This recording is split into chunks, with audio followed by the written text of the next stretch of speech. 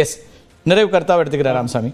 அவருடைய அரசியல் பற்றி கொஞ்சம் பேசுங்க. நீட்டெல்லாம் தாண்டி நீட்டுக்கான வழக்கறிஞராக நீங்கள் எப்பவுமே இருக்கீங்க, எல்லாருக்கும் தெரியும். விஜய் என்ன விதமான அரசியலை முன்னெடுக்கிறாருன்னு நீங்கள் பார்க்குறீங்க? நான் முதல்ல இருந்த அந்த என்னோட கருத்துக்கே வந்தேன். இன்னும் அவர் அரசியலுக்கு முழுவதாக வருகிறாரா இல்லையா அப்படின்றது எனக்கு கன்ஃபர்மேஷன் கிடையாது. ஒன்று.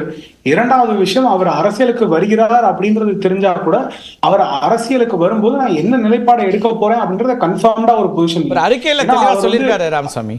இல்ல, அதான் நம்ம தெளிவுன்றத ஒவ்வொரு கட்சி பதிவு செய்த போது ஒரு பெரிய அறிக்கை 2024 இருந்து இன்னைக்கு வரைக்கும் என்ன பொசிஷன் அப்படின்னு எடுத்துக்கிட்டோம்னா, அவர் கன்சிஸ்டன்டா ஒரு ஸ்டாண்ட், ஒரு ஐடியாலஜி, ஒரு பார்ட்டியை சார்ந்து, ஒரு தலைவரை சார்ந்து அப்படின்றது கிடையாது. ஆனா அதுல என்ன சில நல்ல விஷயங்கள் அப்படின்னா, ஜென்ரலா மக்களை சார்ந்து சில விஷயங்களை பேசுகிறார் அப்படின்றது நம்பிக்கைத்தரமான விஷயமான இருக்கு.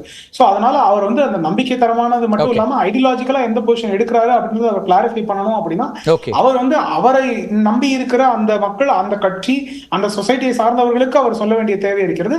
இல்ல பொது தளத்துல வரும்போது கன்சிஸ்டன்டா ஒரு பொசிஷன் எடுக்கணும். அவர் சில இடத்துல தோணும் போது அவர் வந்து ஆன்டி சென்ட்ரல் கவர்மெண்ட், சில இடத்துல ஆன்டி ஸ்டேட் கவர்மெண்ட், சில இடத்துல இந்த ஐடியாலஜி, சில இடத்துல அந்த ஐடியாலஜி, அதுவும் அது ஈவென்ட் ஸ்பெஷலிஸ்டா இருக்கு.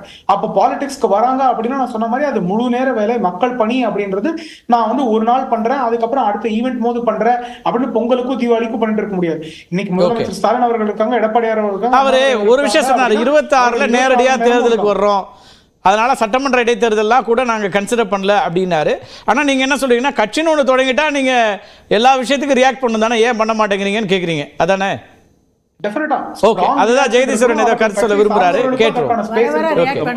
ஓகே, அதாவதுங்க, எங்களுடைய முதல் அறிக்கை எங்கிருந்து வெளியிடப்பட்டதுன்னு கேட்டீங்கன்னா, தேர்தல் ஆணைய வாசல் இருந்து வெளியிடப்பட்டது. உள்ள நாங்க போயிட்டு பதிவு செஞ்சுட்டு தான் நாங்க வர்றோம்.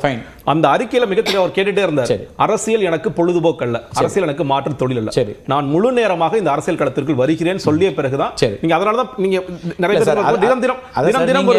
அமைப்பா நீங்க வந்து ஒரு நடிகராக இருந்தபோது அவங்க எதிர்பார்க்கல சார்.